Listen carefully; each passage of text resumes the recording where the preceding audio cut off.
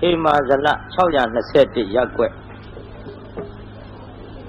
ပရဟိတအသင်းမှကြီးမှုပြီးတော့1328ခုနှစ်ကစပြီးတော့ဝါတွင်းမှာအဖိတ်နေတိုင်းတန်ဃာတော်ပေါင်း400ကိုဆွန်းလောင်းခဲ့တဲ့ပွဲသည်ဒီကနေ့8ကြိမ်မြောက်ဒီနှစ်ဆိုကြပါစို့8နှစ်မြောက်အဲ့ဒီကလို့ကျင်းပတဲ့ပွဲမှာဆွမ်းလောင်းပွဲကြီးမှာဘုန်းကြီးဟောရမယ်တရားပွဲဖြစ်တယ်ဒါကြောင့်အလုံးတကာဓမ္မတွေဒီကနေ့တော့ဖြင့်ဘုန်းကြီးတရားဟောပြလိမ့်မယ်လို့လည်းမထင်ပါဘူးဘုန်းကြီးစိတ်ထဲလည်းမဟောတော့ဘူးလို့စိတ်ဒုံဒုံချထားတယ်မိုးရီအကြီးကျယ်ရွာလိုက်တော့သို့တော်လည်းပဲပရဟိတအသင်းကလူကြီးမင်းများဘုန်းကြီးထံကားနဲ့ရောက်ရှိလာပြီးတော့ဘုရားဒီကနေ့တရားပွဲကျင်းပဖြစ်ပါတယ်မိုးရွာတော်လည်းပဲနေရာထိုင်ခင်းများဘယ်လဲဖောင်းဖောင်းမှနေတာထိုင်တာရှိလို့တရားပွဲကြီးဒီကနေ့ညမပြက်ကွက်စေခြင်းပါဘူးဘုရားလို့လာလျှောက်တော့ဘုန်းကြီးလည်းပဲကိုင်းသွားနေညာဘုန်းကြီးလာခဲ့မယ်ဆိုပြီးတော့ခုဒီကနေ့ထွက်လာခဲ့ရမိုးကအေးရာသီဥတုဓာတ်နဲ့ဆိုတော့ဘုန်းကြီးနေဒီနေ့အတန်တောင်သိပ်ထွက်ချင်မှထွက်မှာသို့တော့အော်ရင်တော့ဖြင့်ထွက်တတ်ပါတယ်ဒီလိုမျှခေါ်ရမှာပေါ့လေဘုန်းကြီးခု42နှစ်ပိုင်းရောက်လာတော့ကျမ်းမာကြီးရဲ့ခါတိုင်းလို့မဟုတ်ဘူးနေမကောင်းဘူးရလို့လည်းမရှိပါဘူးအတွင်းဥရုပြဲပြီးဘုန်းကြီးအတန်နဲ့ဖောက်ပြန်နေတာ16ဘွဲလောက်ရှိသွားပြီ16ညလောက်ရှိသွားပြီတရားပွဲကတညမှနားရမရှိဘူးဟောလို့အတန်တော့မထွက်ဘူးလားထွက်တာပေါ့អော်တဲ့ခါတော့တို့တော့လည်းပဲဘုန်းကြီးမှာနည်းနည်းပင်မမောနေတယ်ဒါကြောင့်စကလုံးတစ်လုံးနဲ့တစ်လုံးခါတိုင်းလိုခတ်သွက်ခတ်ဆက်တစ်ခါဟောရင်မောလာတယ်ပြိဿတို့တော့လည်းခင်ဗျားတို့ကုသိုလ်ပေါ့လေခံသင်လို့ရှိရင်လည်းတာရှိနာနိုင်ပါပေါ့ခါတိုင်းတော့ကျုပ်သိမ့်မဟောဘူးတောပွဲတွေတောင်သိမ့်မဟောဘူးတချို့တောရွာဒေသတွေမှာဆိုလို့ရှိရင်ဇန်ဒီကံဆရာတော်တရားပွဲဆိုရင်ကက်ဆက်တီအတန်ကိုနာထားရတော့ဘုန်းကြီးလူကိုယ်တိုင်မြင်ညလို့လူကိုယ်တိုင်တရားနာကျင်တာနဲ့ကိုပဲလှဲအစီပေါင်း200 300ဘေးက9000 6000အစရှိသဖြင့်ဒါလို့စီကားကြီးလာကြတဲ့ပွဲတောင်မှဘုန်းကြီးသိပြီးတော့12နာရီကဟိုဘက်ကိုကြော်ပြီးဘုန်းကြီးမဟောဘူးနောက်မြို့ပေါ်ဆိုတော့ဘုန်းကြီးအဲ့ဒီချိန်ကြီးလည်းဟောနိုင်မှာမဟုတ်ပါဘူးဒါကြောင့်အလုံးတကာဓမ္မတွေအားဟေမာဇလ621ရပ်ကွက်ပရဟိတအသင်းမှကြီးမှုပြီးတော့ဝါတွင်အဖိတ်နေတိုင်းဆွမ်းလောင်းတဲ့ပွဲရဲ့အထိတ်မှ8ကြိမ်မြောက်အခုကျင်းပခြင်းဖြစ်တယ်ဒါကြောင့်အလုံးတကာဓမ္မတွေယခုချိန်ကစပြီးတရားဟောဖို့ပဲရှိပါတယ်။ဂိုင်းတရားပွဲဖွင့်ရအောင်လက်အုပ်ချီပြီးနောက်ကညီညီလေးဆိုကြ။အနန္တ5ပါးကိုရှိခိုးပါ၏ခရာ။နောက်ထပ်2ကြိမ်ဆိုလိုက်ပါဦး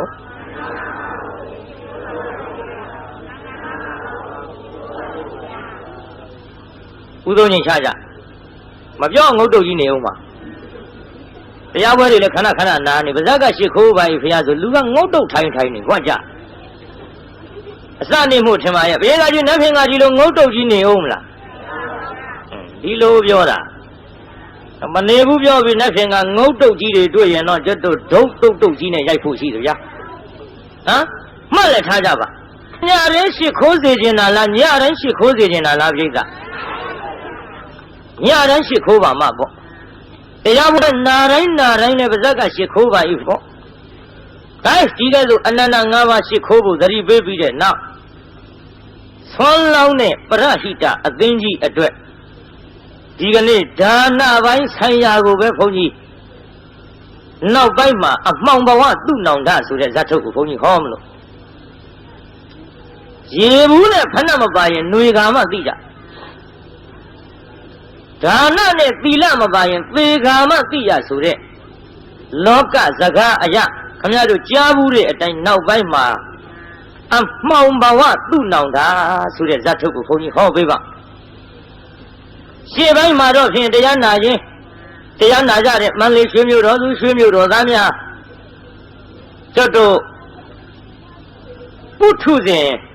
နှစ်ပိုင်းရှိတဲ့အ내ကကလျာဏပုထုဇဉ်ပိုင်းလေးဖြစ်အောင်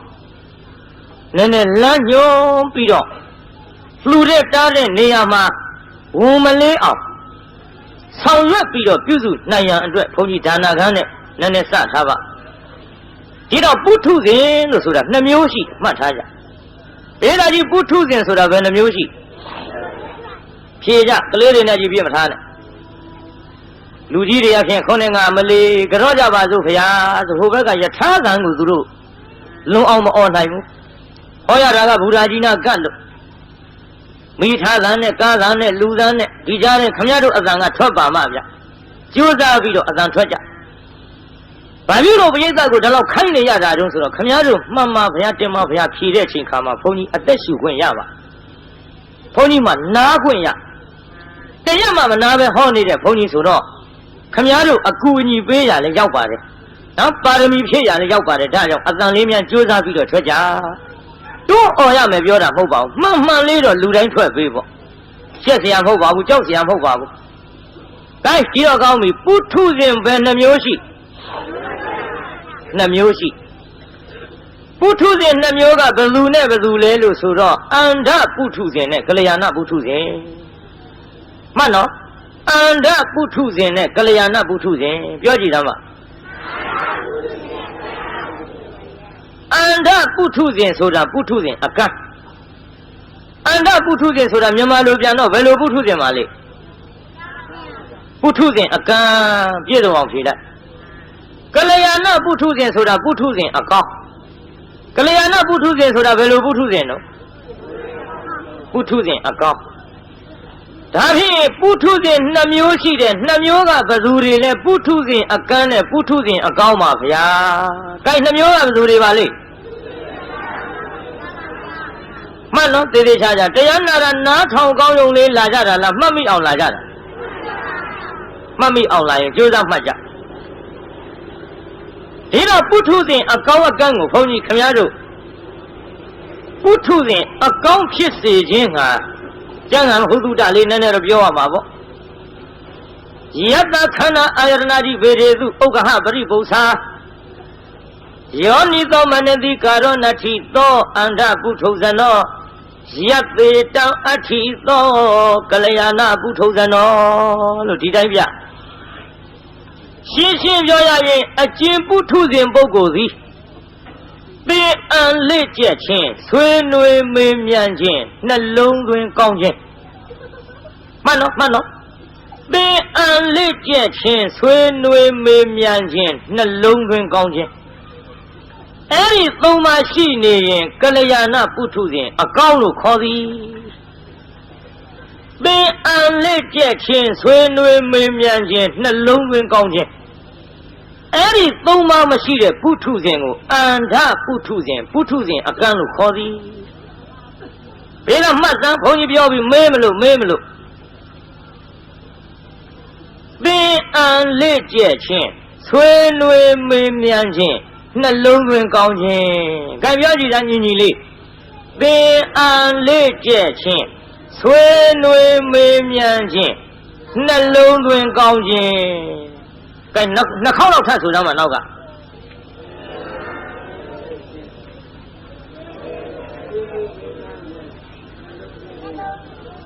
လောက်ကြပါအောင်ရကြလို့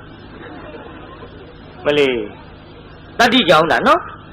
ပထမတော့ထွက်လာဟုတ်မလို့သင်အံလေးကျဲနောက်ပိုင်းပဲရောက်တော့မသိဘူးအတမထွက်ပဲနဲ့နေရင်တော့ဖြင့်ကျုပ်ကရှေ့ဆက်ဟောအောင်မယ်မဟုတ်ဘူးဗျာမှတ်မိအောင်ပြောပြီးမှရမှခိုင်းတဲ့ဘုန်းကြီးပါဗျခင်ဗျားတို့ရမ်းခိုင်းတဲ့ဘုန်းကြီးမဟုတ်ပါဘူးပင်အံလေးကျက်ခြင်းဆွေးနွေးမေးမြန်းခြင်းနှလုံးသွင်းကောင်းခြင်းဆိုတော့မှအတန်ကျဲကျဲလေးပင်အံလေးကျက်ခြင်းဆွေးနွေးမေးမြန်းခြင်းနှလုံးသွင်းကောင်းခြင်းကဲကျဲကျဲလေးတစ်ခေါက်တည်းဆိုလိုက်ပါတော့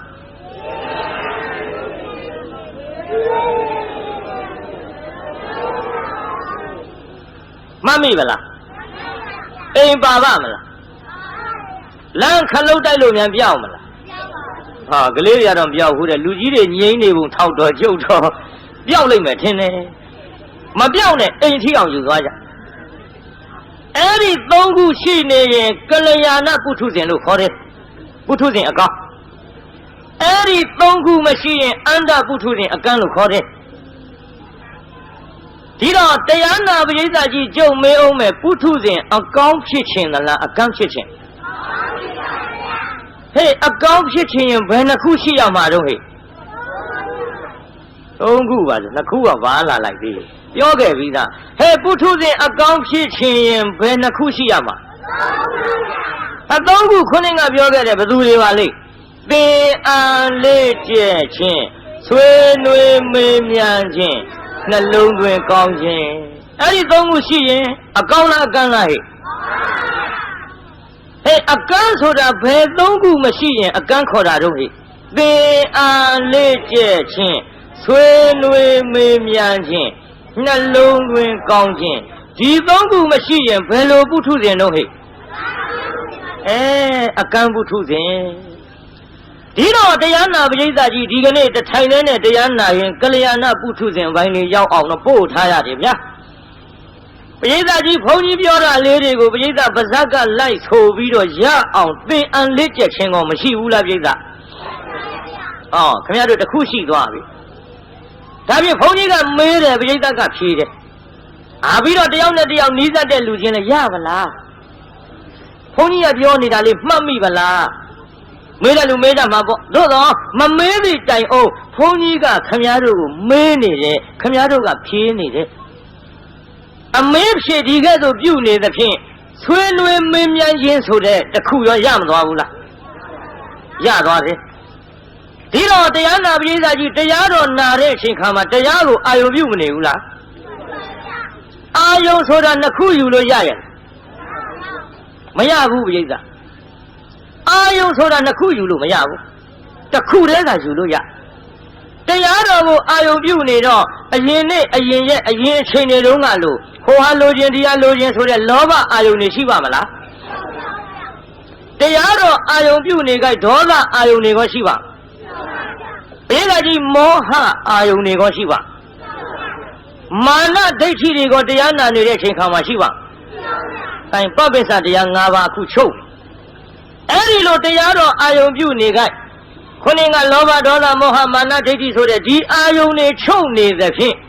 ပရိသတ်ရဲ့စိတ်တစ်လုံးလေးဟာတရားတွေကိုနှလုံးသွင်းထားခြင်းကြောင့်ပရိသတ်ရဲ့နှလုံးသွင်းကတော့မကောင်းဘူးလားပရိသတ်ဒါဖြင့်သင်အန်လက်ကျက်ခြင်းလည်းရနေပြီဆွေးနွေးမေးမြန်းခြင်းလည်းရနေပြီနှလုံးသွင်းကောင်းခြင်းလည်းရနေပြီဘိဓါကြီးခုတရားနာရင်အဲ့ဒီသုံးခုခမည်းတော်ရမနေဘူးလားဒီသုံးခုရှိနေရင်ဘာပုထုဇဉ်လဲပုထုဇဉ်အကောင်းဒါဖြင့်ဘိဓါကြီးဒီသုံးခုရှိနေသဖြင့်တရားပွဲထိုင်နာနေတဲ့ခိုက်တာမှာပုထုဇဉ်အကောင်းမဖြစ်ဘူးလားဒီတရားနာတဲ့အချိန်လိုများသင်အန်လက်ကျက်ခြင်းဆွေးနွေးမေးမြန်းခြင်းနှလုံးသွင်းကောင်းခြင်းကိုနေ့တိုင်းအချိန်တိုင်းရှိသွားရင်နေ့တိုင်းအချိန်တိုင်းကလျာဏပုထုဇဉ်မဖြစ်နိုင်ပေဘူးလားပြိဿကြီးဖြစ်များခေါ်မဖြစ်ချင်ဘူးလားဖြစ်ချင်ရင်အဲ့ဒီသုံးခုကိုတခါတရံရှိအောင်လုပ်ရမှာလားအမြဲရှိနေအောင်လုပ်ရမှာကြိုးစားကြဗျခုဘုန်းကြီးရှိတော်ပုထုဇဉ်အကောင်းဗျအိမ်ပြန်ရောက်ရင်ကန်းအောင်ပါကံရောဘောအိမ်ပြန်ရောက်ကြတဲ့ကသင်အလေးချက်ချင်းမရှိဘူးသင်အလေးချက်ချင်းကဒီကောင်းတဲ့ဘက်သာမရှိတာဘယ်ဘက်သွားရှိတုံးဆိုတော့ဘယ်ဈေးနဲ့ရောင်းခဲ့တုံးဘယ်ဈေးနဲ့ဝယ်ခဲ့တုံးအဆင်ပြေရလားအရင်တစ်ခေါက်ကဘယ်လိုတုံးခုတစ်ခေါက်ဟန်ကြပါမလားဆိုတာတွေတရားနဲ့ပတ်သက်တာမပါတော့ဘူးလောဘအာယုန်တွေဒေါသအာယုန်တွေမာနအာယုန်တွေဒိဋ္ဌိအာယုန်တွေမောဟအာယုန်တွေဒီအာယုန်တွေဝင်သွားပြန်ရင်ခမည်းတော်ပုထုဇဉ်အကန့်ပြန်ဖြစ်အောင်တော့မှသိကြတယ်အခုတရားနာနေတဲ့အချိန်ခါမှာတော့ဖြင့်ကလျာဏပုထုဇဉ်ပိုင်းဝင်နေပါပြီမှန်ရလားပြိဿကြီးသို့တော်လည်းပဲတရားပွဲတရားနာပြီးအိမ်ပြန်ရောက်လို့ပုထုဇဉ်အကန့်ပင်ဖြစ်စေအောင်တော့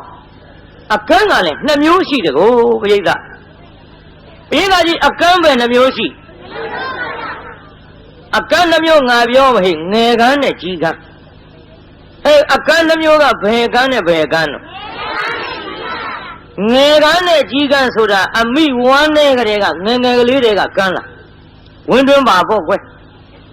ငယ်ငယ်လေးတွေကကန်းလာတော့အဖြူအနီအစိမ့်အဝါပြ၄တောင်အရှည်ဝိုင်းဆိုတာကြီး तू မြင်ဘူးရလားဟဲ့မမြင်ဘူးတော့ तू သိပါမလားဟဲ့မသိပါဘူးအသက်ကြီးမှကန်းတဲ့လူကြတော့ငယ်ငယ်မကန်းခင်တုန်းကမြင်ထားတာလေးတွေကို तू များပြောပြ तू မသိဘူးလားဟဲ့အဖြူဆိုလည်းမသိဘူးလားအနီဆိုလည်းမသိဘူးလား၄တောင်အရှည်အဝိုင်းရှည်ရှည်ပူပူဆိုတာတွေကမသိဘူးလားဟဲ့ဘာပြုလို့သိတာတော့မြင်ဘူးလို့အေးဒါကြီးဘာပြုလို့သိတာတော့ကဲမြင်ဘူးလို့ငယ်ငယ်တုန်းကကန်းတာမဟုတ်ဘဲနဲ့ကြီးမှကန်းတဲ့အကန်းနဲ့ဝင်းတွင်းကလေးကပါလာတဲ့ငယ်ကန်းနဲ့အဲ့ဒီငယ်ကန်းနဲ့ကြီးကန်းနှစ်ယောက်လမ်းသွားတဲ့ဟဲ့ဘာလို့တဲ့တော့လမ်းသွားရင်စကားပြောကြလမ်းသွားရင်စကားပြောတော့ကြီးကန်းကပြောအသက်ကြီးမှကန်းတဲ့လူကကွာတဲ့ငါနွားတို့တောက်ချင်လိုက်တာပြေတာအသက်ကြီးမှကန်းတဲ့လူကဘာတောက်ချင်နွားတို့တောက်ချင်လိုက်တာဆိုတော့ငယ်ငယ်လေးတွေကကန်းတဲ့လူအကန်းကငယ်ကန်းကမေးလိုက်တယ်နေသားမအောင်ကွာတဲ့နွားတို့ဆိုတာဘယ်လိုဟာတော့ဒီတော့အသက်ကြီးမှကန်းတဲ့လူကမြင်ဘူးထားတော့သူကပြောတာပေါ့မင်းနဲ့ကွာတဲ့နားဝေးတာတဲ့နွားတို့ဆိုတာတို့အဖြူပေါ့ဒီတော့ငယ်ငယ်လေးတွေကကန်းတယ်မမြင်ဘူးတဲ့လူကထပြောတယ်နေသားမအောင်ကွာတဲ့အဲ့ဒီအဖြူကဘယ်လိုဟာတော့အဲလမ်းတော့ဆုံးပုံမပေါ်မင်းနဲ့ကွာတဲ့ပြောရတာလက်ဝင်တာတို့အဖြူဆိုတာထုံးခဲကြီးလို့ပေါ့ဒီတော့ဟောပြန်မေးတယ်နေသားမအောင်ကွာတဲ့ထုံးခဲကြီးကဘယ်လိုဟာတော့အဲဒီလမ်းဆုံးပုံမပေါ်ဘူးမင်းကွာတဲ့ပြောရတာဟန်မကြလိုက်တာအကန်းချင်းလူလည်းလှုပ်တယ်လည်းမအောင်မင်းနဲ့ဟေးဟောအဖြူဆိုတာတို့ဗျိုင်းကလေးလို့ပေါ့ကွာဒီတော့ဟောပြန်မေးတယ်နေပါဦးကွာတဲ့အဲ့ဒီဗျိုင်းကလေးကဘယ်လိုဟာတော့ကဲမင်းပါဇက်နဲ့ပြောနေလို့တော့အကန်းချင်းဆိုတော့လေမြင်အောင်မကြည့်တတ်တော့ကြွကြတာဟောလက်နဲ့ကင်ကြည့်ရအောင်ငါပြမယ်ဟောတာဗျိုင်းလေးကွာဒီနေရာကနှုတ်သီးกว่าဒီနေရာအတောင်မှန်กว่าဒီနေရာခြိတော့กว่าမလက်ကလေးကောက်ကွေးပြီးတော့ပြလိုက်လက်ကလေးကောက်ကွေးပြီးတော့သေသေးချာချာပြလိုက်တော့ငယ်ကန်းကစမ်းကြည့်ပြီးတော့ဗာပြောတော့ဟင်းမေနွားလို့မတော့ချင်ပါဘူးကောက်တိကောက်ကွေးကြီးအဲငယ်ကန်းနဲ့ကြီးကန်းမကွာဘူးလားပြိဿဟေးအကန်းချင်းတော့အတူတူပဲမဟုတ်လားဟေးဒါပေမဲ့လို့အသက်ကြီးမှကန်းတဲ့ကြီးကန်းကမြင်ဘူးတာမှန်သမျှပြောပြရင်မသိဘူးလားဟဲ့အငယ်ငယ်လေးတုန်းကကန်းတဲ့လူကမမြင်ဘူးတော့ဘူးဘယ်သူပြောပြပြသူသိဖို့လွယ်ပါမလားဟဲ့ဒါကြောင့်တရားနာပရိသတ်ကြီးကျုပ်တရားဝဲမှာအခုခမည်းတော်ပုထုဇဉ်အကန်းမဟုတ်ခဲနဲ့တရားနာနေတဲ့အခိုက်အတန့်မှာတော့ဖြင့်သေအံလေးကျက်ခြင်းဆွေးနွေးမေးမြန်းခြင်းနှလုံးသွင်းကောင်းခြင်းအဲ့ဒီသုံးပါရှိနေလို့ယခုတော့ဖြင့်ကလျာဏပုထုဇဉ်ဖြစ်ပါပြီတဲ့သို့တော်လေတရားပွဲကြီးကပြန်သွားတဲ့အချိန်ခါမှာအိမ်ပြန်ရောက်တော့လောဘအာယုန်ဒေါသအာယုန်မောဟအာယုန်တွေဝင်လာပြန်တဲ့ဖြင့်ပုထုဇဉ်အကန့်မဲ့ပြန်ဖြစ်လိမ့်မယ်ဟာဒီလိုပုထုဇဉ်အကန့်မဲ့ဖြစ်လင့်ကစားအကန့်မဲ့ဖြစ်လင့်ကစားငယ်ကန်းမဟုတ်ခဲနဲ့ကြီးကန်းနဲ့တူတယ်ဟူ၍မှတ်ကြအေးဒါကြီးမင်းအောင်ငယ်ကန်းကြိုက်လားကြီးကန်းကြိုက်အေးငါလည်းဖမ်းမပေးနိုင်ကြွကြအသားတော့မဲတယ်နော်အဲ့ဒီကြီးကန်းကြီးလည်းမအောင်မေးနဲ့ဟဲ့အသက်ကြီးမှကန်းတဲ့အကန်းကိုဆိုလိုတယ်ကြီးကန်းကအသက်ကြီးမှကန်းတဲ့အကန်းကမြင်ဘူးတာမှန်သမျှပြောပြလို့သိတယ်လို့ပေါ့ကွယ်တို့ဘိသကြီးတရားတွေနာပြီးတော့နောက်ရဲ့ပုထုဇဉ်အကန်းပြန်ဖြစ်အောင်တော့နာဘူးတဲ့တရားတွေကိုဘဟုတုတရလာသဖြင့်သူများပြောပြရင်တရားနာပရိသတ်ကြီးမသိနိုင်ဘူးလားပရိသတ်ဒါဖြင့်ပရိသတ်ကြီးငယ်ကန်းနဲ့တူသလားကြီးကန်းနဲ့တူဒါကြောင့်အသက်ကြီးမှကန်းတဲ့အကန်းမျိုးဖြစ်အောင်သာကြိုးစားကြဒါတရားနာပရိသတ်ကြီးပုထုဇဉ်ပိုင်းဆိုင်ရာနှမျိုးကိုခွဲပြောပြီးပါပြီဒီတော့တရားနာပရိသတ်ကြီးပုထုဇဉ်ဒီကနေ့အကောင်းဖြစ်နေသလားအကန်းဖြစ်နေသလားဘယ်တော့မှတော့ခု ပေးတာကြီးဘယ်တော့ကတော့ပုထုဇဉ်အကောင်းဖြစ်နေဘယ်နှခုရှိလို့တော့ဟဲ့သုံးခုကဘယ်သူတွေပါလိမ့်အနေနဲ့အဲ့ဒါအလေကောင်ဟာကွာတခေါ်ကျုမင်းတို့ကတခုကြော်သွားအစကစပြောပါမှာပေါ့အေး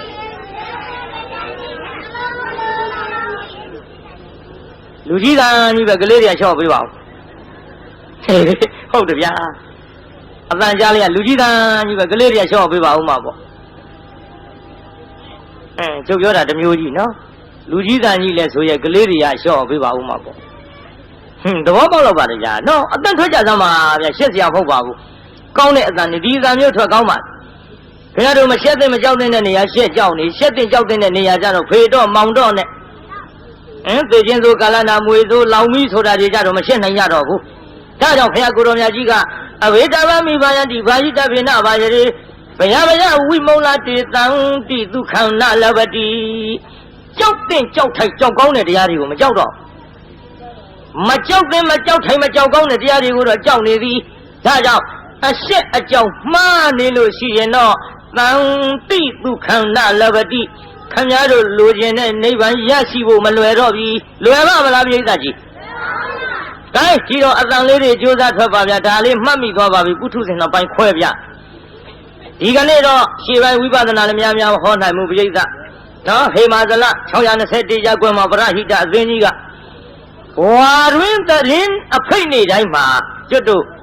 အဖိတ်နေတိုင်းသံဃာတော်လေးငရာကိုဆွမ်းလောင်းခဲ့တဲ့ရှစ်ကြိမ်မြောက်မှာဟောရသဖြင့်ဆွမ်းလောင်းတဲ့ကိစ္စမပြင်းမကြီးကြပါနဲ့လို့ဒါကိုကျုပ်များများတိုက်တွန်းပါအောင်မပြင်းကြပါနဲ့ဆွမ်းလောင်းတဲ့ကိစ္စမန္တလေးရွှေမြို့တော်တော့ဘုန်းကြီးတို့ကယုံကြည်ပြီးသားဖြစ်ပါတယ်ဘာဖြစ်လို့လဲမန္တလေးမြို့ကတရားတရားသိကောင်းအခုကြာဏီကံဘုန်းကြီးတို့ကိုယ်တိုင်မန္တလေးမြို့မှာ9နှစ်တိုင်တိုင်စာသင်ခဲ့ရမန္တလေးမြို့မှာပညာခုံမိပြီးတော့စာသင်ခဲ့တဲ့အတော်အတွင်းမှာမန္တလေးမြို့သူမြို့သားတွေလောင်းတဲ့ဆုံးကွန်းကိုဖုံးပေးပြီးတော့ပညာသင်ခဲ့တဲ့ကျန်ဒီကံဆရာတော်ဆိုတာဟာဒီကနေ့မန္တလေးမြို့သူမြို့သားများကိုကျေးဇူးဆက်လို့မကုန်နိုင်သေးပါခင်ဗျားတို့ကျေးဇူးကြောင့်မန္တလေးမြို့မှာနေပြီးတော့ပညာတွေသင်ကြားနိုင်တယ်ဒါကြောင့်ခုကျန်ဒီကံဆရာတော်ဆိုလင့်ကစားကျန်ဒီကံဆရာတော်လို့သိနေကြပေမဲ့လို့နေဒီမှာထွက်ဟောတဲ့ချိန်ခါမှာကိုပညာခုံမိခဲ့တဲ့မြို့သူမြို့သားတွေကျေးဇူးဆက်တဲ့အနေအားဖြင့်ရွှေမန်းဓမ္မကတိကကျန်ဒီကံဆရာတော်ကျုပ်မန္တလေးမြို့ကိုအမိတတ်ထားတချို့ကလည်းကျန်ဒီကံသိကိုမသိဘူးတောရွာဒေသဆိုတော့ကျန်ဒီကံဆရာတော်တရားဟောကောင်းလှတယ်ပြောတယ်ဆိုပြီးမန္တလေးမြို့လာပင့်မန္တလေးမြို့ပေါ်ကျန်ဒီကံကျောင်းတိုက်လျှောက်ရှာရတဲ့မူနောက်လို့ဘယ်မှမတွေ့ဘူးကျန်ဒီကံဆိုတာကျုပ်မန္တလေးမြို့ပေါ်တင်ထင်တာကိုရှေ့ကတတ်ထားတာကရွှေမန်းဓမ္မကတိကကျန်ဒီကံဆရာတော်ဆိုတော့မန္တလေးမြို့ပေါ်ကျန်ဒီကံကျောင်းတိုက်လျှောက်ရှာတယ်ဘယ်မှမတွေ့နောက်မှတယောက်မေးနဲ့တောဒေသမှန်သူတို့သိကြဒါကြောင့်ဆွမ်းလောင်းပြီးတော့တန်ဃာတော်အရှင်မြတ်များကိုလှူခဲ့တန်းခဲ့ကြတဲ့မြို့သူမြို့သားတွေဆိုတော့ဘယ်လိုအန္တရာယ်မျိုးဖြစ်စေကမူမန္တလေးမြို့မှာဂလိန်ကလေးကြီးကြီးကျယ်ကျယ်တော့ကျွတ်တို့မျက်စိအောက်ခမရတို့မျက်စိအောက်အခုအသက်တိုင်နေလာခဲ့ကြတယ်ကျွတ်တို့မန္တလေးမြို့ဟာအသက်သာဆုံးလို့ဖြစ်နေပါတယ်ဗျာအသက်သာဆုံးလို့ဖြစ်နေတယ်ပြိဿအခုအေယော်ဒီမြင့်ရည်ကြီးလိုက်တဲ့လှုပ်နဲ့နှစ်ကြိမ်တိုးပြန်ကျသွားပြီဒါတော့မန္တလေးမြို့အတွက်ကတော့ဘုန်းကြီးတို့ကယုံကြည်တယ်ဒါမြောက်ပြောနေတာမဟုတ်ပါဘူးမြောက်ပြောနေတာမဟုတ်ပါဘူးတစ်မျိုးလုံးလည်းသိတယ်သံဃာတော်အရှင်မြတ်တိုင်းလည်းသိတပြေလုံးလည်းသိမန္တလေးမြို့ဒီဒုတိယမြို့တော့ခေါ်ပေမဲ့လို့သာသနာရေးနဲ့ပတ်သက်လာတော့နံပါတ်1ဆွဲတဲ့မြို့မန္တလေးတစ်မျိုးလုံးမှာရှိတဲ့သံဃာတော်အရှင်မြတ်များကိုဆွမ်းဝအောင်ကျွေးနိုင်တဲ့မြို့ဆံ9ချက်8ချက်အချိန်တုန်းကလည်းပဲဒီသံဃာတော်တွေကိုပဲလျင်မိမိတို့စားရသမျှနဲ့တကယ်တမ်းကျွေးလာခဲ့တဲ့မြို့ဒါကြောင့်မန္တလေးမြို့ကသံဃာတော်အရှင်မြတ်များရဲ့မိခိုအားထားရသာသနာတော်ကြီးရဲ့ဗဟိုမန္တိုင်တစ်ခွဲမန္တလေးရွှေမြို့ဟာဗမာပြည်မှာဖြင့်တရားနာပိဿနံပါတ်1ဆွဲတဲ့မြို့ပါဗျာဒါခင်ဗျားတို့အသိမို့ကျုပ်ထုတ်ပြောနေကြမလို့ပါဘူးယဉ်ကျေးမှုနဲ့ပတ်သက်လာတော့လေတရားနာပိဿမန္တလေးမြို့နံပါတ်1ဆွဲပါတယ်ကျုပ်ဓာတ်တွေလည်းခဏထည့်ပြောတယ် ဘာလို့လဲမန္တလေးမြို့ပေါ်မှာရေပက်ကြတယ်တရားနွဲဘယ်လိုပဲခွက်ကြီးခွက်ငယ်စီပိုင်းတွေတည်ပြီးပက်ကြပိုက်ကြီးတွေနဲ့ပက်ကြပြီမယ်လို့ဘုန်းကြီးတွေရေမပက်တာမန္တလေးမြို့ကျုပ်မန္တလေးမြို့ပေါ်ကဖြတ်သွားတယ်တရားနာပြိဿမြင့်ငယ်ပဲသွားတရားဟောတယ်တရားနွဲကျုပ်ရေတစ်စက်မှမစင်ဘူးဘယ်စင်မတုံးဝိဿမန္တလေးမြို့ကသာသနာအလံတက်ထားရင်သိကလေးတွေကစားပြီးတော့ဘုန်းကြီးရေုံပဲကိုဒါပေမဲ့နော်ကားလာရင်တော့သူတို့ပက်ချင်လို့ခွက်တွေနဲ့ရွယ်ကြကျုပ်လည်းတရားနွင်းတရားမဟောပါဘူးဇုတ်ပင့်လို့လိုက်သွားရေပက်လိုက်လို့ရေဆိုတာတော့သိမ့်မကြောက်ဘူးတရားနာပြိဿဟောတယ်ခွက်ကြီးနဲ့မဲရွယ်ပြီးသဲသဲမဲမဲကြီးချင်းနေတာကိုကျုပ်ကြောက်ခမည်းတော်ရေဘက်ခံထွက်တဲ့လူတွေကျုပ်အံ့ချင်းနေတာပက်လိုက်တော့လေရေစင်တာဘာမှမဖြစ်ဒါပေမဲ့ချင်းနေတာကိုကျုပ်ကြောက်ကလေးတွေထွက်ပြေးလာကြတာဟေးလာပြီကွာလာပြီကွာလာပြီကွာဆိုထွက်ပြေးလာကြတယ်သာသနာအလံလဲမြင်လိုက်ရောကလေးတွေသူတို့ချင်းထိန်သွားတယ်လူကြီးကဆုံးမတယ်မထင်နဲ့ဟေးကောင်လေးသာသနာအလံနဲ့ကွာဟေးပက်ကြနဲ့ကွာဟောသူတို့ချင်းထိန်သွားမေဒီတဲ့တချို့ကလေးတွေကခုနှလုံးကားပေါ်တင်ပြီးတော့သာသနာအလံနဲ့ကျုပ်ပါသွားရင်ကျုပ်တော့လူကြီးတွေသိတာမသိတာပါထားကလေးတွေကတော့အကုန်သိညာဟေးကောင်လေးပက်ကြနဲ့ကွာကျန်ဒီကဆရာတော်ကွာကျန်ဒီကဆရာတော်ကွာဟောကျုပ်မန္တလေးမြို့တဲကဖြတ်သွားတာရေတစ်စက်မစင်ပါဘူးဗျဒါရွှေမြို့တော်ရဲ့ဂုံကျက်တွေပြောနေတယ်မန္တလေးမြို့ကလည်းထွက်ရောတရားနာပရိသတ်ကြီးဟိုဘက်ကျွတ်တို့ဘာတရားခေါ်မလဲပဲတရားနာပရိသတ်ဟိုအဲ့ဒီတရားလေးဆိုကြပါစို့တောင်မြင်နားမှာတောင်မြင်နားမှာတောင်မြင်လားပါလားမသိဘူးအဲ့ဒီတရားနာလည်းရောက်ရောတရားနာပရိသတ်ကြီးကားတစ်စင်းလုံးရွှဲတယ်ကျုပ်အဲ့ဒီနေ့အတန်မထွက်လို့တရားမဟောရကျုပ်ကတမျိုးပရိသတ်အစားတောင်းနဲ့ပတ်သက်လို့စီစားဝက်သားစားစားကျင်ရစားကျုပ်ဘာမှရှောင်နေဘုန်းကြီးမဟုတ်ဘူးအကျော်လဲစားတာအစားစားမရှောင်ပါဘူးကျုပ်တန်ကိစ္စမရှိဘယ်လိုကြရင်ကျုပ်အတန်ဖောက်ပြန်လာတယ်လဲဆိုရင်12နာရီရဲ့ဟိုဘက်ရေချိုးလို့မရ12နာရီရဲ့ဟိုဘက်အိတ်လို့မရဘူး12နာရီရဲ့ဟိုဘက်ခြီဘဝရေထိလို့မရအဲ့ဒါကျုပ်တန်ဖောက်ပြန်တယ်ဒါကြောင့်တရားနာပိဿဘယ်ခြီဘဝရင်ကမလဲရှင်ဘတ်တရောအကုန်ကြီးဆိုတော့အဲ့ဒီတရားဝဲကျုံမဟောနိုင်ဒီတော့တရားနာပိဿအဲ့ဒီမန္တလေးမြို့ကထွက်သွားလို့ဟိုဘက်ကျရေဘက်ခံရတာကလေးတွေတော့မမှတ်နဲ့ဗျ40ကျော်50အထိပါတယ်တအားကျုံပဲတာသေးသေးခွတ်မှမဟုတ်ဘဲနဲ့တန်ချောင်ကြီးနဲ့အပြစ်ချရတယ်မျက်မှန်တောင်လွင့်ထွက်သွားဟေးဒါကြောင့်ဟောဒီမန္တလေးရွှေမြို့တော်ရဲ့ဂုံကျက်တရေကိုငါပြောနေတာဟဲ့ယဉ်ကျေးတဲ့နေရာမှာယဉ်ကျေးတဲ့နေရာများရှမ်းမတွေအတုခိုးတာချင်းကြည့်မှာပေါ့မန္တလေးမြို့ကအကိုတန်အကိုခေါ်တယ်အတော်တန်တော်ခေါ်တယ်အမောင်လေးတန်မောင်လေးခေါ်တယ်အမတန်အမခေါ်တယ်မန္တလေးမြို့ရဲ့ယဉ်ကျေးမှုဒါတပြေလုံးလည်းသိကြပါလေကြုတ်ပြောစရာမလိုပါဘူးရှမ်းမတွေတော့အတုခိုးရှမ်းနေဗမာပြည်မန္တလေးမြို့ရောက်လာတော့မန္တလေးသူတွေကကြွေးကြမွေးကြတကောပရိသတ်ပကံများကြီးရှေ့ထိုးပြီးတော့စားတာစားပါအာမနာကြပါနဲ့စားကြစမ်းပါစားတာစားပါအာမနာကြပါနဲ့စားကြစမ်းပါမဲလောကုပြုငါလို့တော့ရှမ်းမတွေကအတုခိုးသွားအတုခိုးပေဒီရှမ်းမတွေသူတို့ပြေရောက်တော့ဇကားကနည်းနည်းလွဲသွားမန္တလေးသူတွေအတုခိုးပြီးပကံများကြီးလည်းရှေ့ထိုးပြီးရဲ့ရှမ်းမတွေကစားပါအာမနာရင်ကြက်ကြက်စားပါစားပါအာမနာရင်ကြက်ကြက်ကြီးစားပါနှစ်ယောက်မဲ့လူလက်ရွံ့ရွံ့သွားတယ်ဒါကြောင့်မန္တလေးသူတွေကိုရှမ်းမတွေတောင်အတုခိုးတာပါပြိဿယဉ်ကျေးတဲ့နေရာမှာကံဒီတော့ကောင်းပြီလေအဲ့ဒါလို့ယဉ်ကျေးတဲ့မြို့သာလနာတော်ကြီးမိတင်းနေထိုင်တဲ့စာသင်တိုက်ကြီးတွေမှာတန်ဃာတော်အရှင်မြတ်များကိုဆောင်းဝအောင်ကျွေးတဲ့မြို့ဒါကြောင့်ဆုံးလောင်းတဲ့နေရာမှာရွှေမြို့တော်ကြီးမန္တလေးမြို့မှာရွှေဗလာမှုအနာကုစရာမလိုတော့လဲပဲကျွတ်တို့ကပူတယ်လို့မရှိတာမို့လို့ထပ်ပြီးသတိပေးရပါတယ်ဗျာဆုံးလောင်းတဲ့ကိစ္စမပြင်းကြီးကြပါနဲ့ဆိုကြပါစို့ဟေမန္တရရ621ရပ်ကွက်ကပရဟိတအသင်းကနေပြီးတော့လူကြီးတွေကဆုံးလောင်းနေတယ်ဒါတို့တော့လှူလိုက်ပြီလေလူကြီးတွေလောင်းတာပဲဒီအတွက်မျိုးအတွက်ပါနဲ့လူကြီးတွေလောင်းပြီးတာပါပဲဒီစီမျိုးနဲ့ရမထားနဲ့ဆုံးလောင်းတဲ့ကိုယ်တိုင်ကိစ္စမှာတဟတိကကိုယ်တိုင်လူရင်ပို့ပြီးကျေးဇူးရှိတာဒီအတိကလေးနဲ့ကိုယ်တိုင်လူကျင်တဲ့စိတ်ကလေးတွေကိုများစွာမွေးကြ မကောင်းဘူးလားပြိဿကြီးတချို့သိပြင်းတာနော်သိပြင်းတာပြင်းတော့ဘသူတွေများစွာပြင်းတော့ဆိုတကားတွေပို့ဆိုးတကားကြီးတွေကြကြကယူဆိုင်ကြဗျခင်ဗျားတို့နောက်ကောက်ကြမနော်နောက်ကောက်ကြတာရှင်းရှင်းပြောရရင်များကျမ်းဂန်နဲ့တွေ့ရကျွတ်တို့တာဝရိန္ဒနတ်ပြည်မှာနတ်သားတစ်ယောက်နတ်သမီး1000တောင်ရှိတဲ့ဗျတကားတို့ခင်ဗျားတို့သနာလို့ပြောနေတာနောက်ကောက်ကြနေမယ်တိုင်နတ်သားတစ်ယောက်နတ်သမီး1000နဲ့ဗျနတ်ပြည်နတ်သားနဲ့ပြီးဘာပြုလို့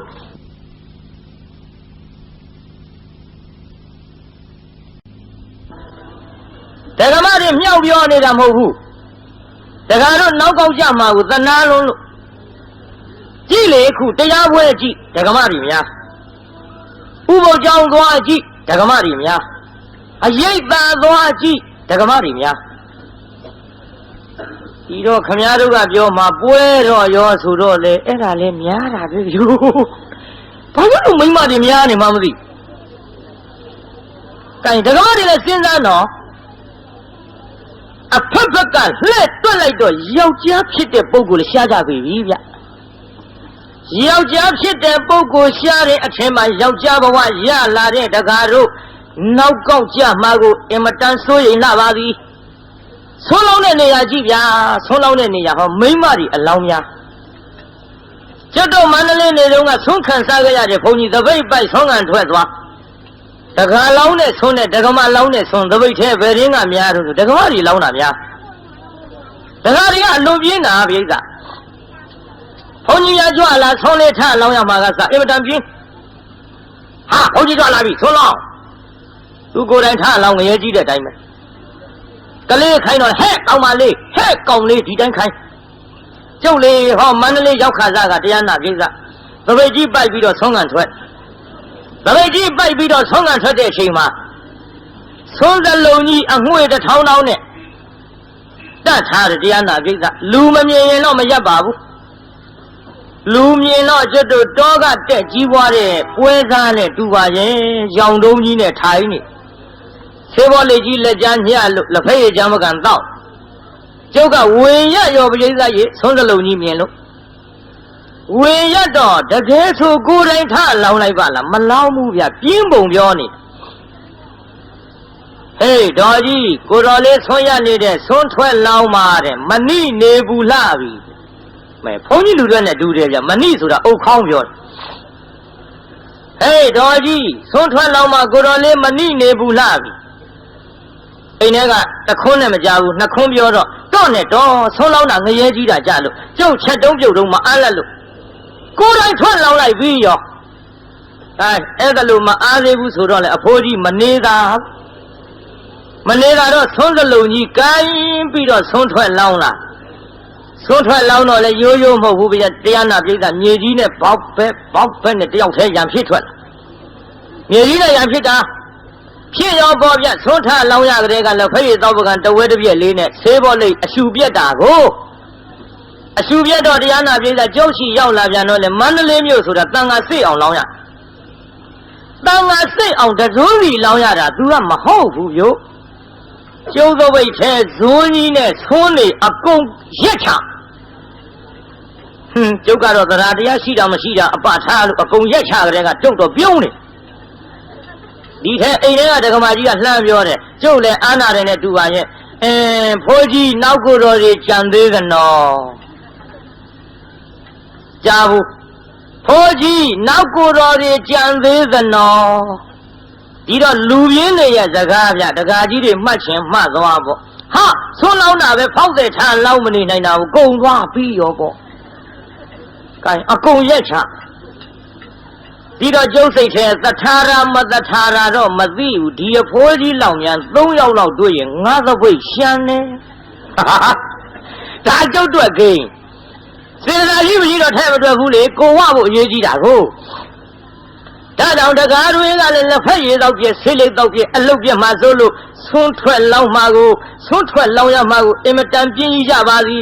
တကားတို့နောက်ကောက်ကြမှာဗျကြကယူဆိုင်ကြကြကယူဆိုင်ကြနတ်ပြည်နတ်သားတယောက်နတ်သမီး1000နဲ့နော်ကဲကြီးတော့တရားနာပြိဿကြီးဟိုတကားတွေကြီးလှဲ့ပြောနေတော့ဒကမာကြီးတွေကသူတို့ကိုမပါဘူးရှိနေရော တိုင်းဒကမာကြီးတွေပြင်းတာပြောရအောင်ကျွတ်တော့ဒကမာကြီးတွေကတော့ဖယားလက်ထက်ကစပြင်းတာကြီးဒကမာကြီးတွေဘယ်တော့မှစပြင်းတာတော့ဖယားလက်ထက်ကဖယားလက်ထက်ကကျွတ်တော့ပုံနာလင်မယားရှိပုံနာလင်မယားကကျွတ်တော့ပုံနာကြီးကဥပေးခြင်းလို့ဒီလိုခေါ်တယ်ဒီကပုံနာကြီးကဘယ်လိုလဲတော့ဥပေးခြင်းပုံထဲမှာကြီးကဒေါ်ပြင်းတဲ့ပရိသတ်ကြီးဒီကကြီးပုံထဲမှာကြီးကဘယ်လိုတော့အဲဥပေးခြင်းဆိုတဲ့ပုံနာကြီးနဲ့ခုနကဒေါ်ပြင်းဆိုတဲ့ပုံထဲမှာကြီးထမင်းစားကြပုံနာကြီးကလမ်းဘက်ကြောပေးစားအိမ်ဘက်မျက်နှာပြုပုံထဲမှာကြီးကအိမ်ဘက်ကြောပေးပြီးတော့လမ်းဘက်မျက်နှာပြုစားသည်ပရိသတ်ကြီးလမ်းကတစုံတယောက်လာရင်ဘသူကမြင်ရပါမလို့လမ်းဘက်လှည့်တာဘသူပါလိမ့်ပုံထဲမှာကြီးဒီတော့လမ်းကတစုံတယောက်လာရင်ဘသူမြင်ရပုံထဲမှာကြီးမြင်ရမှာပေါ့အဲ့ဒီလိုထမင်းစားနေတဲ့အခိုက်အတန့်မှာကျွတ်တို့ရဲ့သုံးလောကထော်ထားဂေါရမမြတ်စွာဘုရားကတပိတ်ကြီးပိုက်ပြီးဆုံးခံကြွလာပြီဗျဆုံးခံကြွလာတော့ထမင်းစားနေတဲ့ပုံနာလင်မယားရဲ့အပမှာဝင်ပြီးတော့ဆွမ်းရပုံနာကြီးကဘယ်မြင်လိမ့်ပုံထဲမှာကြီးကဘုရားကိုမြင်တယ်မြင်တော့ပုံထဲမှာကြီးကဆွန်းထလောင်းမလားအောင်မေးမလောင်းဘူးဆွန်းထလောင်းလိုက်ရင်တော့နောက်ထပ်ထမင်းချက်ရမှာပြင်းတာဘုရားလက်ထက်ကစပြင်းတာဒကမာကြီးတွေကဆွန်းနေထလောင်းလိုက်ရင်ထမင်းမလောက်ရင်ထချက်ရမှာပြင်းစရာကြီးအလေသို့တော်လဲပြင်းစရာကြီးမို့ငါမလောင်းကျင်လို့နေတော်လဲပဲတော်တော်ကြာရင်တော့ကြွကောင်းပါရဲ့ဆိုပြီးတရားနာပြည်သားမျက်ခွန်လေးပြန်ဖုံးထားဘုရားကလည်းမကြွဘူးတော့ဒါဘုရားကြွလောက်ပြီးထင်လို့မျက်ခွန်လေးလှန်ကြည့်လိုက်မကြွတော့ဇွဲကောင်းတဲ့ကူတော်ကြီးတော့ကြာမျက်ခွန်လေးလှန်ကြည့်လိုက်ဘုရားကမကြွခက်တော့တာပဲအတိတ်ထဗန်းလေကတော့လုံးမှာဖရလို့ငါပါဇက်ကဆိုလိုက်ရင်လေပုံနာကြီးပြီလို့ပုံနာကြီးကအပေးဝါဒနာပါလို့အရက်သေးကဥပေးခြင်းတောင်ခေါ်ကြတာသူထလှူတော့မှာပဲသူလှူလိုက်ပြန်တော့လေထမင်းမလောက်ထတ်ချက်ရမှာများပြင်းစရာကြီးကဲမဖြစ်ပါဘူးလေပုံနာကြီးလည်းမသိရအောင်ငါတော့ကာယဝိညာဉ်နဲ့သိစေရမှာပဲဆိုပြီးဖယားကိုအတိတ်ထဗန်းဒီတပည့်တော်တို့အိမ်မှကြော်ပြီးတော့တော်ရအိမ်တို့ဆွမ်းရတော်မူပါဖယားကတော့စွန်းမှာဖယားလို့ဗဇက်ကမလျှောက်ဖဲနဲ့ပုံလေးပါကြီးကခန္ဓာကိုယ်နဲ့သိအောင်ဆိုပြီးတော့ဖယားမျက်စပ်ပြပြတာကိုဗျပြေကပုံလေးပါကြီးဖယားပဲလို့လုပ်ပြလိုက်ဖယားမို့တာပေါ့ခုခေတ်ဆိုဒုက္ခဖြစ်ပေဘူးလားကြီးကောင်းတရားနာပြိတ္တာမျက်စပ်ပြပြတော့ဘုရားကိုယ်တော်မြတ်ကိုရှင်းကတော့သွားတဲ့အသွားခိုင်းဘုရားကိုယ်တော်မြတ်ကလည်းပုံထဲမှာကြီးငါ့ကိုကာယဝိညာဉ်နဲ့သိစေတယ်ငါဘုရားကလည်းကာယဝိညာဉ်နဲ့သိစေမဟဲ့လို့ဟောတရားနာပြိတ္တာဘုရားကိုယ်တော်မြတ်ကရွှေအလုတ်ကမထုတ်ဖဲနဲ့ခေါင်းရမ်းပြလိုက်တဲ့သွားဘူးပုံထဲမှာကြီးကြွားကြသွားဟောတော်ဘယ်နဲ့ဟာကြီးပါလဲမလီသွားတော့လို့ခန္ဓာကိုယ်နဲ့သိစေသူကမသွားဘူးတဲ့ကောင်းရမ်းပြဒီတော့ပုံထဲမှာကြီးဇွဲကောင်းလှကြီးလားဆိုပြီးရည်တာပေါ့ပြိဿပုံထဲမှာကြီးရည်တော့ပြိဿရေပုံနာကြီးမလုံဘူးပြိုမလုံဘူးဆိုတာစိတ်ပြောတာမလုံဘူးပြိဿရေစားရင်တောင်းရင်ပုံလေးမှကြီးရည်တယ်တန်တော့ငါထိုင်တာဟာမကြလို့လားပြင်းထိုင်ရည်တော့မယ်ဒီလိုလည်းမဟုတ်ဘူးဟဲ့ဘာပါလိမ့်ငါပါဇက်များထမင်းလုံးတွေကတ်နေလို့လားလက်လေးနဲ့တရက်ပြီးတော့ပြန်စားရည်တော့မယ်ပြိဿဟောဘာပါလိမ့်အခုတည်းထိရည်တော့မှာလားပုံထဲမှာကြီးမျက်နှာသေးသေးချာချာကြည့်ပြီးဘာများပါလိမ့်မတုံးလို့စဉ်းစားတော့ပုံထဲမှာကြီးကသူ့ကြည့်တာမှမဟုတ်ပဲနဲ့ တရားနာပိဿသူ့ကောင်းပေါ်ကျွတ်တို့ကြော်ပြီးတော့3-4 တောင်လောက်ကြော်ကြည့်နေတာတွေ့ရအဲ့ဒီတော့မှကုံသားကြီးစဉ်းစားတယ်တန်းငါနောက်တယောက်ရောက်နေပြီထင်တယ်တယောက်ရောက်နေတယ်ထင်တယ်ဆိုပြီးတော့နောက်လေလှဲ့ကြည့်လိုက်ရောဟောဘွားကနေဆိုဖယားရွှေမျက်နှာတော်ကြီးနဲ့တွေ့ဟာမိုက်လိုက်တဲ့ပုံလေးမကြီးတကယ်ဆိုဖယားကြွလာတာငါအတိမပေးပဲနဲ့ဗျာဝင်းတွင်ယူပမာဏရီလိုက်တာ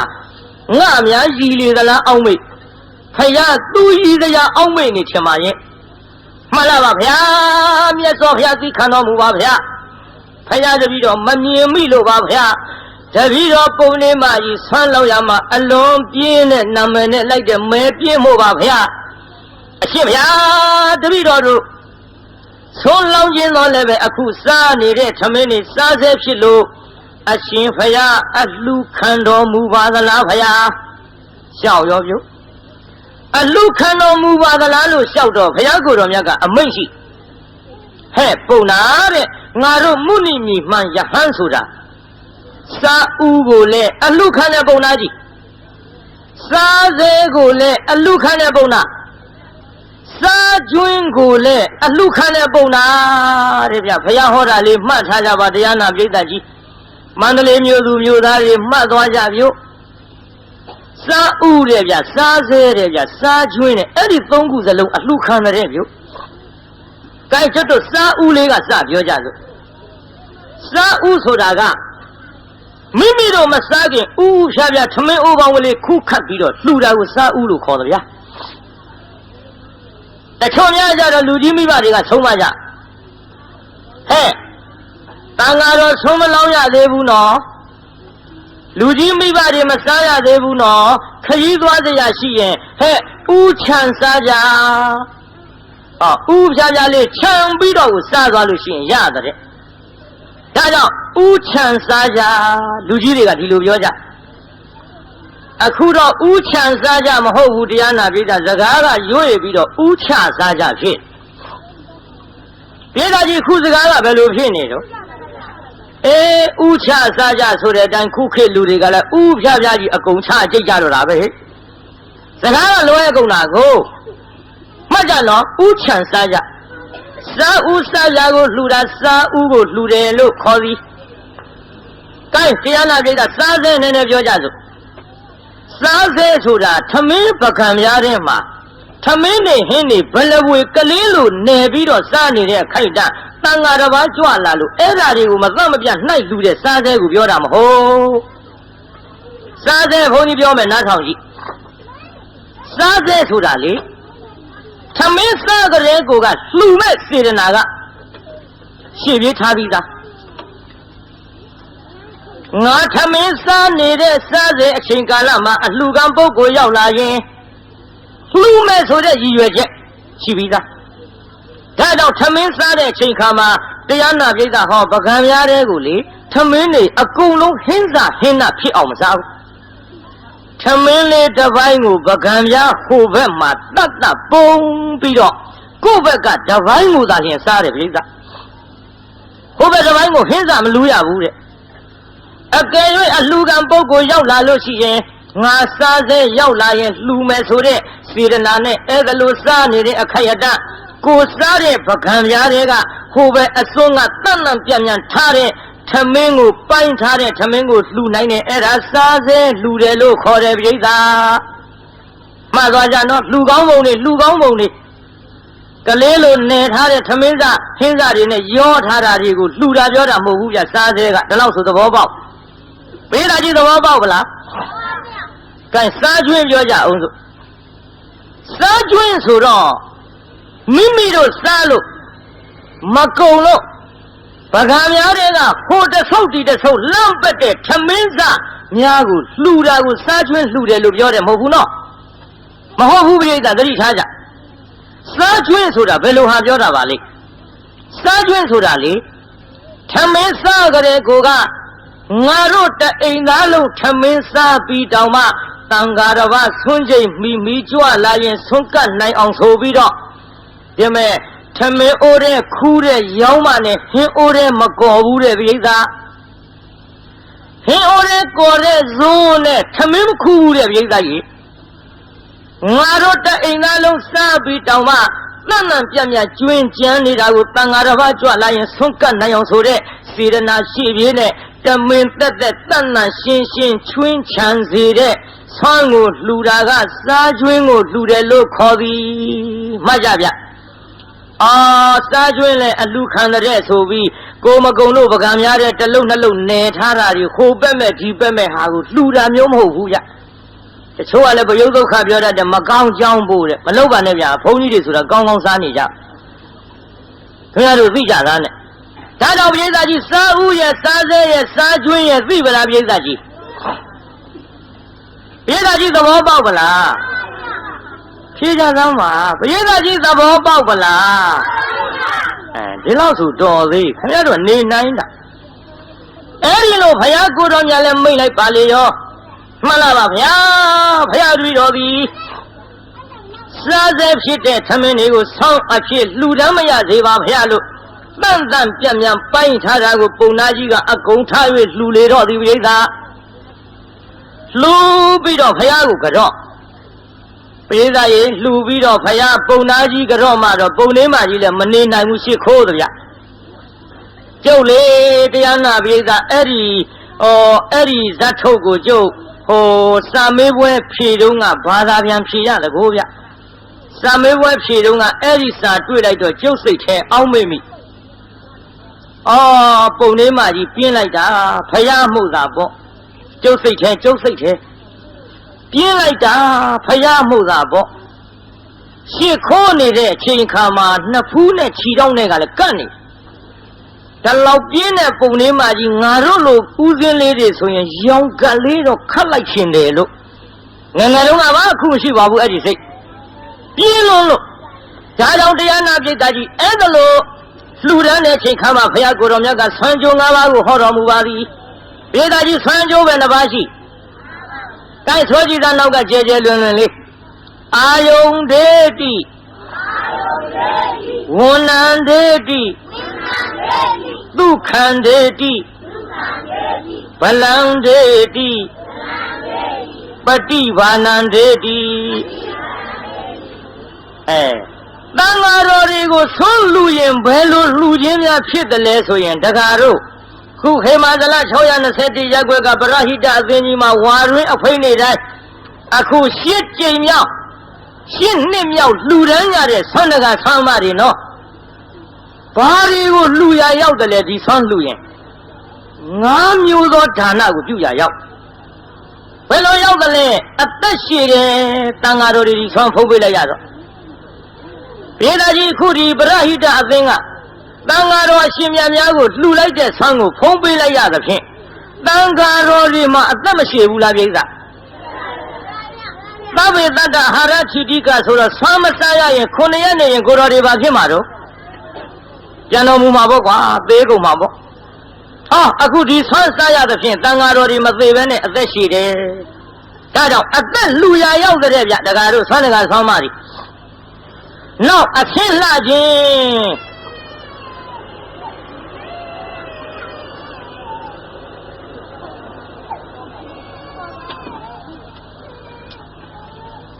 မှတ်ထားတော့နောက်တစ်ခုကအဆင့်လှခြင်းဗဇတ်မပိတ်ရင်မလုံးနဲ့ခေါ်သွားတာရှိကြတယ်လေနှုတ်ပါနဲ့ကွယ်ဗဇတ်တို့ကတော့ပိတ်ရအောင်ဟာ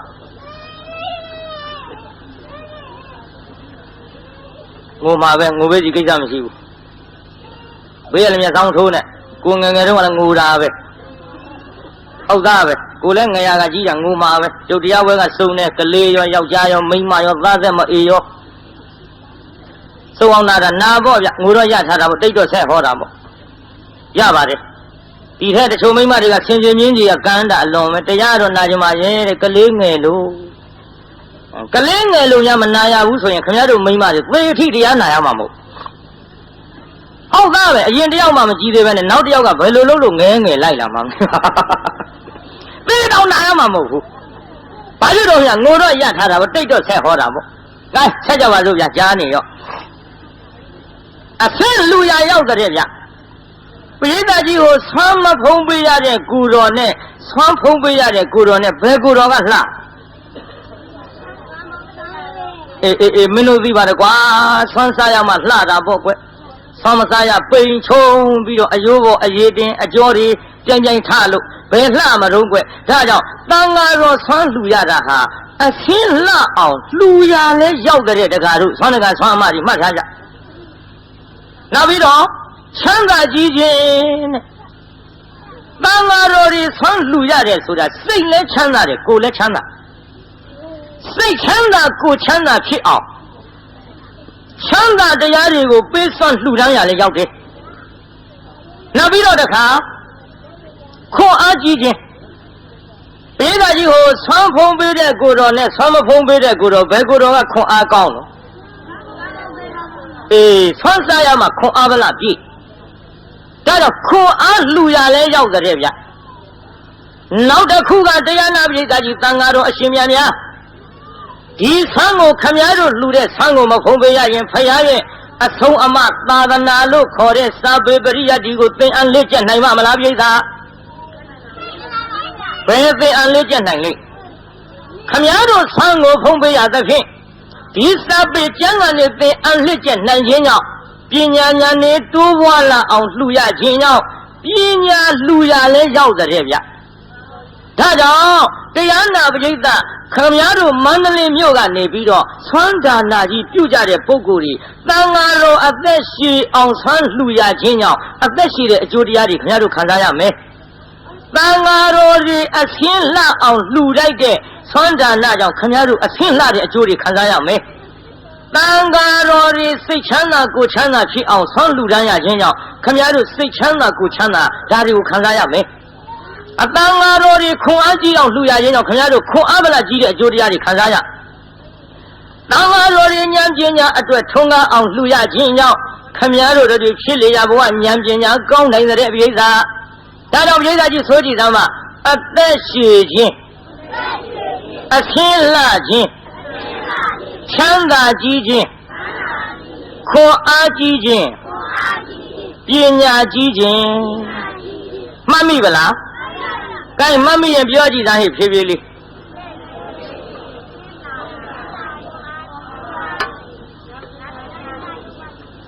ဟောကြားတဲ့တစ်ခုချောင်ထွက်သွားချမ်းသာကြီးခြင်းတစ်ခုရော့နေရဲ့အလေးနောက်တဲ့သွားမှာပါနော်တစ်ခုရော့သွားတယ်နော်ကဲပြေးသားကြီးဘုန်းကြီးနဲ့ပြန်သူဆိုကြည့်သားမှာအသက်ရှည်ခြင်းအဆင်းလှခြင်းချမ်းသာကြီးခြင်းခွန်အားကြီးခြင်းပညာကြီးခြင်းဒါခင်ဗျားတို့မန္တလေးမြို့မို့ရိုးရိုးဟောနေတာမြင်းညာလုံးကတော့ရိုးရိုးဟောမရလို့ကျုပ်ရေးခဲ့ရဗျာစီးကြိုက်ဝါကြိုက်ဆိုတဲ့ကရှင်းရှင်းပြောရရင်သချင်းမြတန်ဃာတော်9000အတွက်ကျုပ်ဆွမ်းလူခံပေးခဲ့ရဆန္ဒမုတ်ဇေရီကြီးကျွတ်တို့တန်ဃာ9000နဲ့ထီးတင်တော့ကလေ73သိန်းလောက်ကုန်မဲ့ဘုရားကြီးအဲ့ဒါတန်ဃာ9000ကိုတပါးကိုကျွတ်တို့မနဲ့ဆွန်း3ကြညနေ့ဆွန်း3ကြမနဲ့ဆိုတာနဲ့ညနေရောသွားမနဲ့ဆွန်း3ကြနေ့ဆွန်း3ကြတပါးကို6ကြတန်ဃာတပါးကိုတရားနာကိစ္စ6ကြဆိုတော့တန်ဃာ9000အတွက်ငွေတွေခမည်းတော်သာတွက်ကြည့်တော့ကျုပ်တော့တွက်တတ်ဘူးအဲ့ဒါတွေကျုပ်ကလှူခံပေးကြရရိုးရိုးကလှူခံလို့မရဘူးပြိဿဇတ်တွေကလည်းဝင်းဘိုးတို့မြို့တော်သိမ်းအောင်တို့ရွှေနန်းတင်တို့ဗန္ဓရာမြဝင်းတို့ကနက်စိန်တို့ရုပ်ရှင်မင်းသားမင်းသမီးတွေတို့အဲ့ဒီကဲ့သို့စုံစုံလင်းလင်းပွဲကြီးမှာကျုပ်16ညတိုင်ဟော16ညဟောတဲ့တရားပွဲကြီးမှာတရားနာပိဋကကျုပ်ရိုးရိုးဟောမရလို့ရေးခဲ့ရတယ်ဗျရေးခဲ့ရတယ်ဆိုတော့ခင်ဗျားတို့နည်းနည်းတော့ပြောပြရအောင်ကိုင်းပိဋကနောက်ကလိုက်ဆိုးကြည့်စမ်းပိဋကဆိုးမလားပိဋကကလေးတွေတော့ကျုပ်ယုံတယ်ဆိုမှပါတဲ့ကလေးတွေတော့ယုံတယ်လူကြီးတွေကဆိုမလားပြုတ်ဟောဗျာဒါကြောင့်ကလေးတွေယုံပါတယ်ဆိုမှပေးသားကြီးဆိုမလားမလူကြီးတွေပါလားကဲဆိုလန်းတော့ကညောင်ကြီးလုံးမနေနဲ့နော်ရှင်းရှင်းပြောရရင်သချင်းရိုးရိုးဟောမရလို့သဘင်တွေကြားတဲ့မှုကဲဆိုတာမှသက်ရှိဆင်းလှချမ်းသာကြဖို့အမှန်တကယ်ဘ ယ်ဆိုတော့ငါတဲ့တောင်တန်ကောင်းတယ်မေးကလေးနဲ့ဟိတကယ်မေးကလေးနဲ့နော်ကဲပါတဲ့ဆိုတာကြီးသက်ရှိဆင်းလာချမ်းသာကြဖို့အမှန်တကယ်ခွန်အားနဲ့ပညာကျွဲအလုံးမြတ်တဲ့အလှပါကွယ်အလွန်မြတ်တဲ့အလှပါကွယ်ခွန်အားနဲ့ပညာကျွဲမြတ်ဖယားဒေသနာသေချာမဆန်းအင်္ဂုတ်ထောကြောင့်ပြခဲ့တယ်အင်္ဂုတ်တွေဘာဖြစ်ကုန်အဲ့ဒါမှညဆိုတာမှဒီနေရာစီးမပြေဘူးမအောင်မင်းနဲ့နော်အတော်ပါတယ်ဗျဟုတ်တယ်ပြိဿစီးမပြေဘူးအောင်မင်းမှာဆိုလို့ဒီနေရာအတော်ပါတယ်ဒါပြီးခင်ဗျားတို့လူထဲမတော်ပါနဲ့အိမ်ကြမှာတော်အတမ်းမှခွာကြတယ်ကဲကျုံနဲ့တော့ပြမနာထောင်ကြည့်လိုက်ဆိုနဲ့ဟိခွန်အားနဲ့ပညာကျွဲအလုံးမြတ်တဲ့အလှပါကွယ်အလုံးမြတ်တဲ့အလှပါကွယ်ခွန်အားနဲ့ပညာကျွဲမြတ်ဖယားဒေသနာသေချာမဆန်းအင်္ဂုတ်ထောကြောင့်ပြခဲ့တဲ့တတ်နဲ့ဒူနဲ့တဲ့မဟာမကြတော့ကွာသင်္ကန်းဝတ်ကြီးနဲ့ချက်လားဒါမရှိတမင်လည်းကြားတယ်ဆိုတော့ပြောပြတာပေါ့လေကံမေးတာကြီးဆိုတာမှခွန်အားနဲ့ပညာကျွဲအလုံးမြတ်တဲ့အလှပါကွယ်အလုံးမြတ်တဲ့အလှပါကွယ်ခွန်အားနဲ့ပညာကျွဲမြတ်ဖယားဒေသနာသေချာမဆန်းအင်္ဂုတ်ထောကြောင့်ပြခဲ့တယ်ငါရသောအကျိုးတရားကိုမမှားရသောအကုအကမို့အနလန်းသွားဖို့စောင်းနှံမိပါတယ်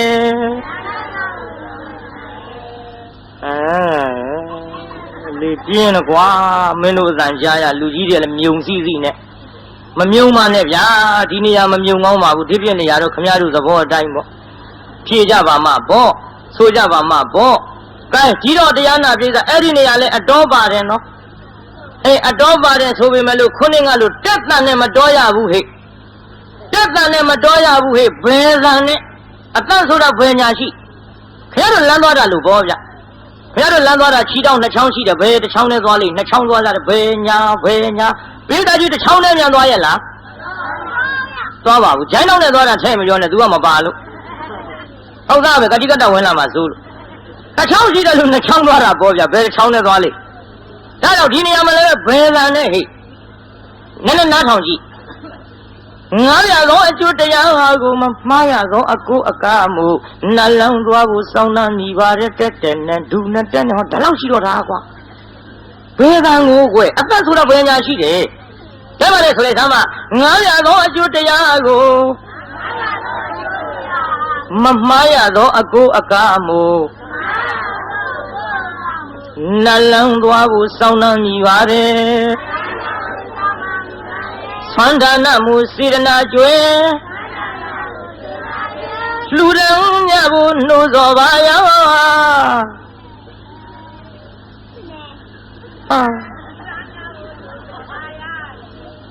ဒီလိုလုပ်ပါမှာပေါ့တချို့ကလူလေတွေဒဲတလုံးနဲ့ကတ်တုတ်တကြော်လည်းမကြော်တော့ပဲနဲ့အစအထုံးထုတ်တယ်ကျဲကျဲလောင်းလောင်းမဟုတ်တိုးတိုးလေးဒီတော့တရားနာပြေးကအခုဟေမာဇလကျွတ်တို့621ရက်ွက်ပရဟိတအသင်းကြီးမှာဆွမ်းလောင်းရတဲ့ဆွမ်းတကဆွမ်းအမတွေအတွက်ဟိုတန်ငါ9000အတွက်ကျုပ်တဘာကိုမနဲ့ဆုံး3ချက်နေဆုံး3ချက်တဘာ6ချက်အတွက်ငွေတွေအလူခံပေးကြတဲ့တုန်းကရေးတဲ့စာကလေးကိုကျုပ်ဖောက်တယ်ချရပါလားဗျာဒါတော့တရားနာပိဋကကြီးမပြင်းမကြီးနဲ့လှူဒန်းကြစမ်းပါတခါရီပြင်းနဲ့အပိုင်ကိုလည်းမပြင်းနဲ့လို့ဘုန်းကြီးတိုက်တွန်းပြီးပါပြီဒါကမတွေပြင်းတဲ့အပိုင်ကိုလည်းမပြင်းကြပါနဲ့တဟထိကမြောက်လှူဒန်းကြပါလို့ကျုပ်တိုက်တွန်းပြီးပါပြီဆွမ်းလှူကြတဲ့ဌာနဆွမ်းအကျိုး5ပါးကိုလည်းကျုပ်ဟောပြီးပြီဒါကြောင့်ဒီကနေ့ညရှေ့ပိုင်းမှာဓလောက်နဲ့ပဲခိတ္တရက်ဆိုင်ပြီးကျုပ်ဟာပတိုင်းပေးပါဦးမယ်ဗျာဒါနာအောင်မလို့ပြိဿနားတဲ့အချိန်ခါမှာတော့ခင်ဗျားတို့တတ်ဆန်းရလှူဒန်းနေကြဖြစ်ပါတယ်ကျုပ်40ပြည့်ကစပြီးတော့မွေးနေ့ကျင်းပလာတဲ့အခု 42နှစ်တန်ခါ42ပါးဓမ္မ42ကျပ်စီလှူးလို့အဲ့ဒီကိစ္စတာဝန်တောင်မှရက်လေးတွေခိုထားတဲ့ကြားတွေကအခုမနာရဘူးတရားနာကိစ္စဒါကြောင့်ခင်ဗျားတို့လှူဒန်းတဲ့ကိစ္စသာသနာပိတ်မှန်ကြီးအတွက်မိမိတို့တတ်ဆွမ်းသမျှလှူဒန်းကြရန်ကြုတ်တိုက်တွန်းရတော့လည်းပဲခဏခဏလှူးနေတဲ့တရားတော်မတွေဆိုတော့လှူခံရတာလည်းအာနာပြီပြုတ်မန္တလေးရွှေမြို့တော်ကြီး